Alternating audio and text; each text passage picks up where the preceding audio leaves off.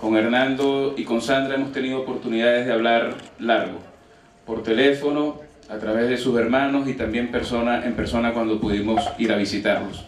Ha sido también Juan Carlos Caldera y otros dirigentes los que han podido ir a acompañarlos. Para nosotros hoy es un día muy importante.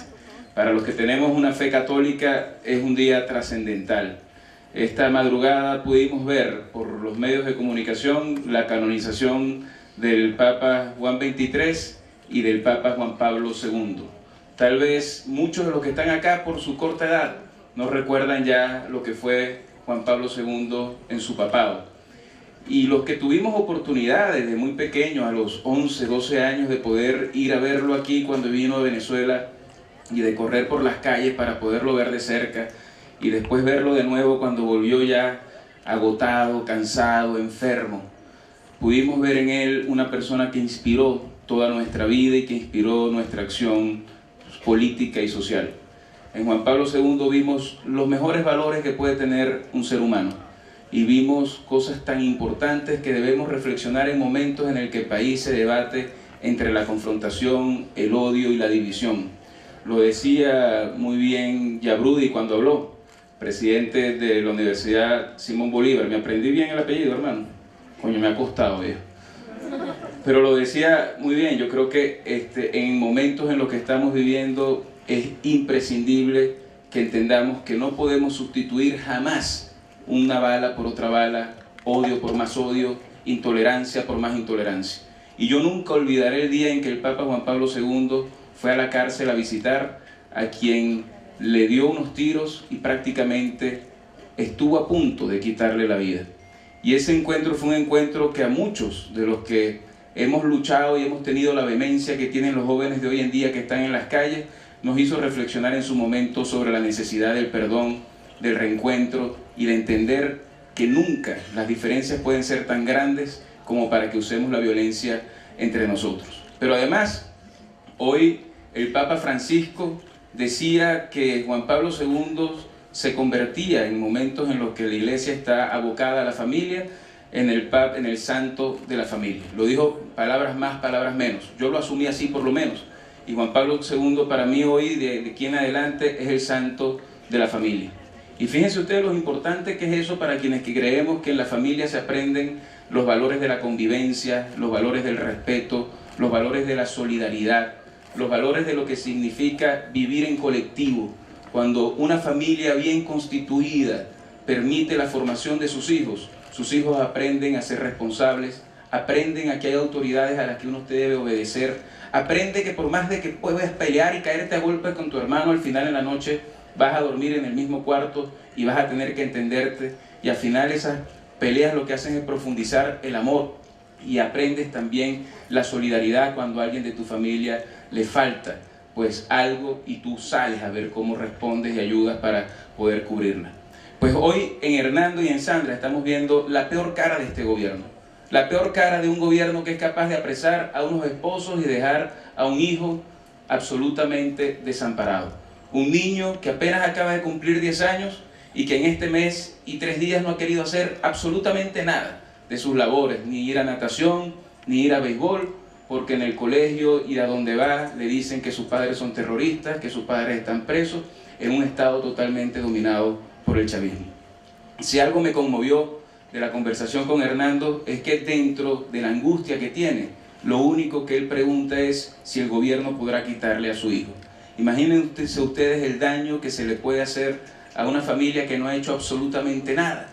Decía Wilmer Azuaje, hoy dirigente de Primero Justicia, con quien hablaba anoche, que si a él lo hubiesen sembrado, nadie hubiese dudado de que eso pudiese haber sido cierto, porque ha hecho todas las maldades del mundo y ha estado todo el tiempo peleando con los Chávez.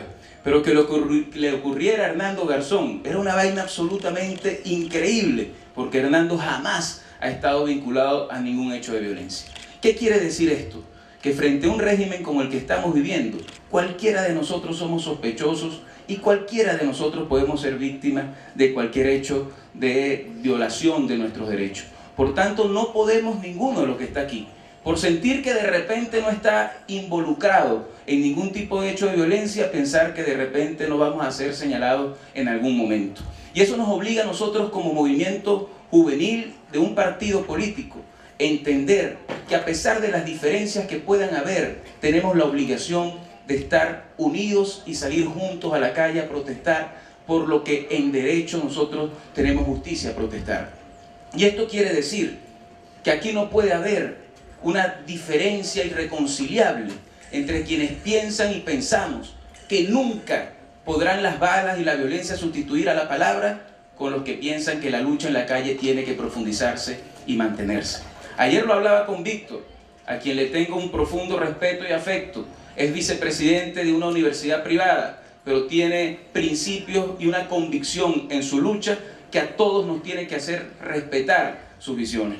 Como respeto y me siento profundamente orgulloso de la lucha que ha dado Juan Requesens y que ha dado Daniel Yabrudi, porque son exactamente ejemplos de esa generación de jóvenes que uno siente que tienen un país que puede echar para adelante y que puede cambiar gracias a jóvenes como ustedes que han venido echándole bolas para que puedan vivir en un país distinto al que estamos viviendo actualmente.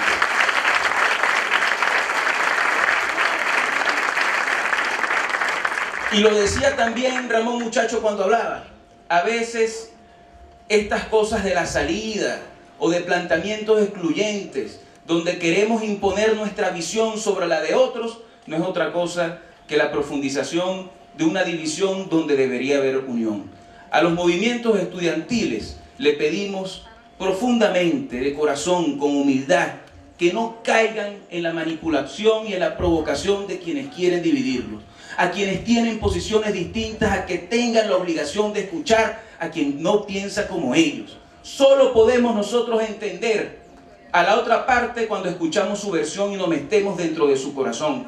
No hay mejor forma de convencer al otro que conociendo las razones por las que piensa como piensa.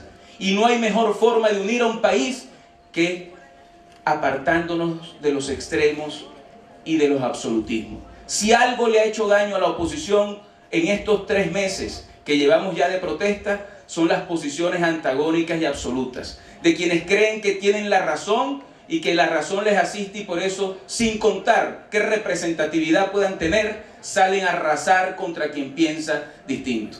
Pues gracias a Dios, y lo decía en estos días cuando conversaba con otro amigo, nosotros hoy en Primero Justicia somos una gran mayoría, pero no una gran mayoría de venezolanos, sino una gran mayoría de gente que quiere unir a toda Venezuela. Somos un voluntariado que entiende perfectamente que hoy más que nunca, cuando el gobierno intenta empujarnos a la confrontación y cuando sectores radicales nos dicen que ese es el camino, tenemos que buscar es al 75% de venezolanos que hoy están arrechos, inconformes con lo que está pasando en Venezuela. Que en ese 75% hay gente que es chavista y hay gente que es opositora. Y el que es chavista tiene derecho a ser chavista si le da la gana y nosotros no tenemos ningún tipo de derecho a señalarlo, ni tampoco a castigarlo, ni tampoco a alejarlo de nuestro corazón. Todo lo contrario, nuestra única posibilidad de convertirnos en la gran fuerza que cambia el país es logrando convencer a muchos de ellos que nuestra lucha es por ellos también. Si algo me preocupa a mí de la protesta que a veces degenera en violencia y en vandalismo, es que justamente le da el argumento perfecto al gobierno para decir que somos dos Venezuelas distintas y que volvemos a polarizarnos. Lo contaba perfectamente Jaker cuando contaba sus experiencias en privado y decía que de 100 seguidores había pasado a 100 y tantos mil seguidores en Twitter. Twitter que se ha convertido, por cierto, en uno de las redes donde sale a veces lo peor de los venezolanos. Pero se convirtió en una referencia en Twitter Jaker. Y cuando iba a Plaza Altamira y cuando iba a las marchas de oposición era aplaudido, ovacionado y querido por todos. Y cuando regresaba al barrio, era el Jaker de siempre. Nadie sabía que había salido en CNN, nadie sabía que en el Universal le habían dado una página, nadie sabía que el carajito en el otro lado de la ciudad se había convertido en una referencia importante. Es la mejor muestra de dos países que no terminan de encontrarse y que nosotros somos los obligados a encontrarlo. Pero lo que más me impresionaba de lo que contaba Jaker era que cuando le contaba a su mamá que no terminaba de comprender por qué tanta notoriedad del carajito, la madre le decía que el problema mío es que yo tengo 10 días sin poder ir a trabajar porque las guarimbas no me permiten llegar a las casas donde yo trabajo y donde logro el sustento para que ustedes puedan vivir y comer. Fíjense ustedes lo que es eso. Fíjense ustedes lo importante que es entender que en dos visiones y en dos países la obligación de quienes queremos paz y progreso es encontrar a esas dos Venezuelas. Dios nos libre de posiciones antagónicas, sectarias y radicales. Dios nos libre que la salida del chavismo signifique el sectarismo, pero de este lado. Que quienes entiendan que quieren un cambio en Venezuela, no importa qué sector socioeconómico tengan ni cuánta razón tengan para estar molestos y querer un cambio ya en Venezuela, entiendan que para que ese cambio se pueda dar y sea trascendente en el tiempo, necesita del concurso de los más pobres y de los más desasistidos. En esta semana he visto aquí caras con las que me he visto en los últimos días, porque en los últimos días estuve en Barinas, estuve en Trujillo, estuve en Anzoátegui, estuve en Vargas, estuve en Zulia, estamos hablando apenas de 10 días. Y hemos estado en Carabobo, en 6 estados distintos, visitando muchos sectores. Y he podido en varias partes de ellos, entre esos Barinas, Trujillo, también en Carabobo, visitar colas de la gente que está tratando de comprar. Y ahí fuimos no para hacer campaña, sino para acompañarlos en su arrechera. Y lo que yo pude notar en cada uno de ellos, algunos muy chavistas y otros muy antichavistas, es que a todos los unía la frustración y la rabia, que a todos los unía la molestia frente a lo que les estaba tocando vivir, que todos, absolutamente todos, se sentían humillados. Si eso es así, ¿por qué no hemos logrado que ese movimiento se convierta en el gran movimiento que derribe las murallas de hegemonía que este gobierno nos ha puesto? Porque sencillamente nos hemos encargado, los que estamos de este lado, hablarnos a nosotros mismos y no hablarles a ellos también. Yo les quiero pedir que el día de hoy esta convención no sea simplemente de discursos, sino que sea una convención en la que hagamos un compromiso, ustedes como dirigentes juveniles y nosotros como dirigentes nacionales. Que nuestra agenda de trabajo no es solo la protesta en la calle, que tiene que mantenerse y profundizarse para que ese diálogo tenga algún sentido y concreción. El diálogo necesita de la protesta creativa, irreverente, vehemente y fuerte, pero pacífica en la calle. Y la protesta en la calle necesita que haya diálogo para que se puedan conseguir y lograr objetivos importantes. Pero que además de la protesta, ustedes como dirigentes juveniles asuman el compromiso con todos nosotros de recorrer todos los rincones de Venezuela para sumar a toda la gente que pudiera junto a nosotros armar un gran movimiento. Pero que hoy no lo hacen porque no nos ven todavía como alternativa. Que hoy no lo hacen porque están cansados de este gobierno, pero sienten que nosotros podemos ser peores para ellos y sus intereses. Y eso tenemos que decirlo con nombre y apellido. Porque cuando aquí se plantean salidas excluyentes de sectores a veces que representan élites, le estás diciendo al pobre que por lo menos durante los primeros años de Chávez, gracias a la renta petrolera, pudieron llegar a tener acceso a recursos que antes no tenían. Que si nosotros llegamos al gobierno de nuevo, vamos a volver a olvidarnos que ellos existen. Y este gobierno que ha manipulado tanto a los pobres y que ha utilizado tanto a los pobres como un discurso, pero que ha hecho de los pobres cada día más pobres porque la plata no se convirtió en oportunidades de empleo, ni de progreso, ni de salud, ni de educación, tienen que vernos a nosotros en la posibilidad de transformación de su realidad. Yo no quiero llegar al gobierno con Primero Justicia para convertirnos en una élite. Yo quiero llegar al gobierno con Primero Justicia y con todos los partidos de la unidad para demostrar que nosotros sí estamos en política para servir a nuestro ser más cercano, al más humilde, al más pobre, al que menos tiene.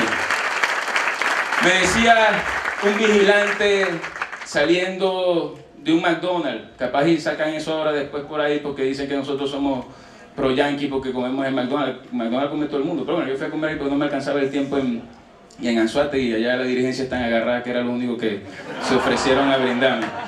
Y eso que tenemos alcaldías, pero bueno, gracias a Dios eso es una muestra de que no usamos el dinero de ninguna alcaldía para estarle jalando a ningún dirigente. No sé, Juan Requesén, ¿para dónde te llevan a ti cuando te mandan allá de Anzoátegui? Pero bueno, fuimos al McDonald's y cuando salimos, el vigilante, yo me acerqué a saludar a los vigilantes y cuando me iba a montar en el carro, uno de ellos me llamó y me dijo: Guanipa, ¿tú sabes algo? Cuando los chavistas vienen a comer al McDonald's, nos miran con desprecio como si nosotros fuéramos inferiores a ellos. Y yo les decía, fíjate tú la contradicción de la vida. Ellos llegaron al gobierno supuestamente para hacer del pueblo pobre un pueblo que estuviera en gobierno, pero se han llenado tanto de plata y de tanto poder que se han ensoberbecido y se han olvidado que la razón por la que están ahí era para acabar con la pobreza y ahora los miran a ustedes como si ustedes fueran personas inferiores. Ojalá nosotros sepamos siempre tener la humildad de saber que en cada posición que tengamos estamos para reivindicar a los más pobres. Y yo me siento profundamente orgulloso de conducir un movimiento que cuando llegué a él tenía apenas 26 años y era todavía joven. Y después ver tanta gente joven que ha bateado duro, tener a Carlitos García como alcalde de Mérida es algo que le llena el corazón a uno de profundo orgullo. Tener a Richard Fermín en la alcaldía de la Asunción en Nueva Esparta nos llena de profundo orgullo. Tener a Gustavo Marcano, que en su primera oportunidad casi no lo dejaban porque no tenía la edad para asumir, es algo que nos llena de orgullo. Este es un partido de jóvenes y tiene que seguir siendo un partido de jóvenes. Por eso a ustedes les pedimos también que mantengan la irreverencia de la juventud, que nunca cedan frente al ímpetu que tiene que existir para luchar por un cambio. Son los jóvenes los que promueven siempre la vanguardia de las transformaciones en el país. Este movimiento estudiantil que ha surgido ahorita no es distinto al que lideró en un momento José Manuel Hernández, Stalin González, José Manuel Olivares, perdón, que debía estar aquí el día de hoy, que es militante ahora de Primero Justicia, Stalin González y muchos otros.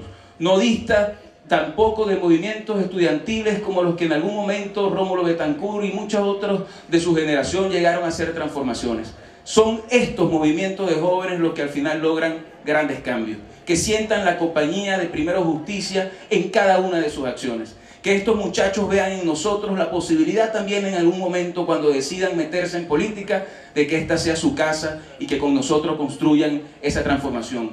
Que asuman ellos con humildad la responsabilidad que les ha tocado y entiendan siempre que aún siendo tan jóvenes, tienen mucho por hacer, pero mucho por aprender y por escuchar.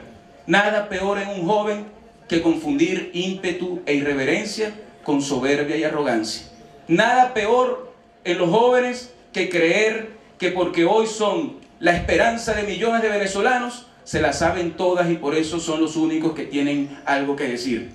Yo veía en estos días algunas declaraciones que decían que los políticos no se metan en esto, que los políticos y los partidos no se metan en nuestra lucha, que los políticos, que quienes están en la mesa de la unidad no representan a nadie. Y yo me hago la siguiente pregunta: ¿quién es el que mide la representatividad de esto? Yo, para echarle bolas por mi país, lo único que necesita es la convicción y las ganas. Y esas las tengo y las he hecho desde que estoy carajito y lo voy a seguir siendo ahora que estoy en el mejor partido del mundo. Nadie me puede decir a mí que esta lucha no me pertenece y que esta lucha no es de todos nosotros. Ustedes tienen que hacer de cada pequeña lucha una lucha que sea heroica. Heroica en términos del sacrificio que estamos dispuestos a asumir y a acatar. Yo me siento, por ejemplo, profundamente orgulloso de las intervenciones de todos los miembros de la Mesa de la Unidad el día que se dio el debate con el gobierno. Ese es un gran logro gracias a la lucha que se ha dado en la calle, pero un gran logro también de la coherencia que hubo en el discurso de todos los que ahí hablaron. Henry Ramos Alup, Roberto Enríquez, todos dieron una clase magistral, pero por supuesto que me siento aún más orgulloso de la intervención de nuestro coordinador nacional, Julio Borges, que desde mi perspectiva fue la mejor de todas, aunque se me puede molestar aquí Juan Requesens. Y por supuesto, de la pela que le dio Enrique Capriles a Nicolás Maduro, a Diosdado Cabello y a todos los que ahí estaban. Por eso, tenemos razones para sentirnos orgullosos de la bandera que tenemos y de los valores que representamos. Ahorita van a leer un documento que yo leí y que no hice, no le metí ni una palabra, pero felicito a los jóvenes que lo hicieron.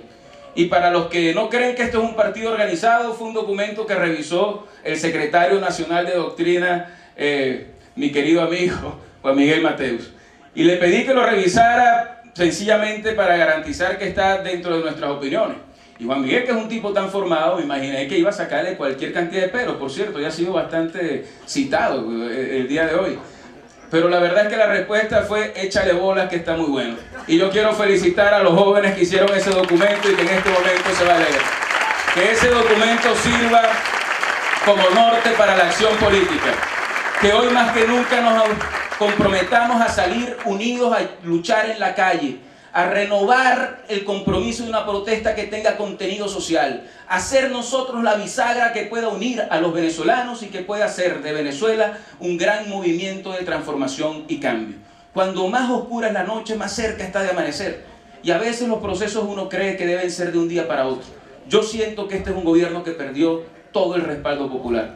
Lo que está faltando es que nosotros podamos reunir de nuevo las fuerzas políticas, las estudiantiles, las políticas, las parlamentarias, para dar un norte muy claro. Y ese norte va a verse en los próximos días. Enrique Capriles, que hoy no está con nosotros, va a estar en los próximos días visitando todos los estados de Venezuela, haciendo el trabajo que tiene legitimidad de hacer como líder de la unidad democrática en cada barrio y en cada comunidad, y para que nosotros podamos, más temprano que tarde, junto a este maravilloso movimiento estudiantil, decirle a Venezuela que esta nueva patria ha nacido y que esa nueva patria tiene mucho futuro. Por eso yo quiero proponer, para concluir, que lo que hoy está ocurriendo con Hernando y con Sandra signifique también para nosotros un motivo de lucha.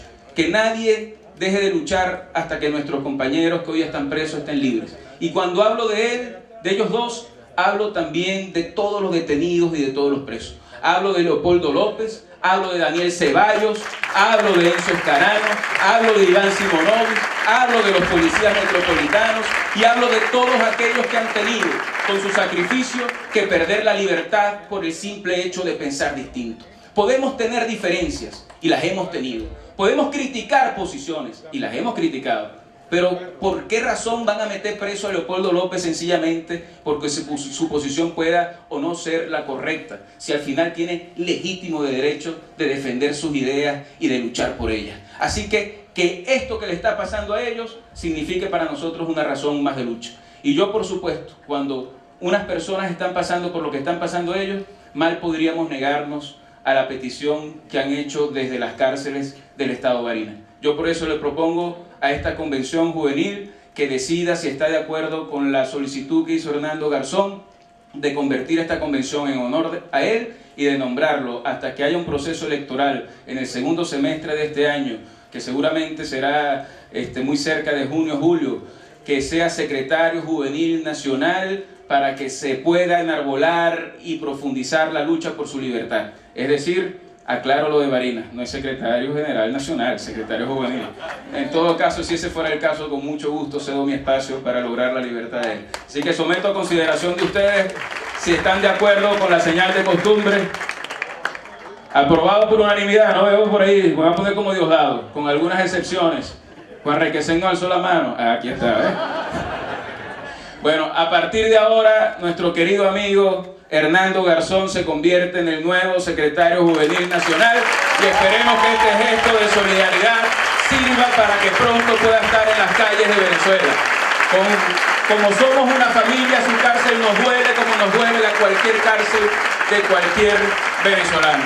Así que Hernando, que está preso, que no nos está escuchando, que sienta la fuerza de nuestra solidaridad y de nuestra compañía. De la familia justiciera que lucha por la libertad y que lucha por la reivindicación de todos nosotros. Mantengamos la fe y la esperanza, que hoy le pidamos a San Juan Pablo II que luche por la familia venezolana, que interceda ante Dios para que la familia venezolana pueda reencontrarse, y decirle de nuevo a nuestros dirigentes estudiantiles que estamos profundamente orgullosos de ustedes, que ustedes son la esperanza de nuestra patria y que nosotros estamos a su lado, nunca para manipularlos ni para influirlos, sí para escucharlos y para darles nuestra opinión, porque así es como al final se acaba ganando el respeto y la confianza entre todos nosotros.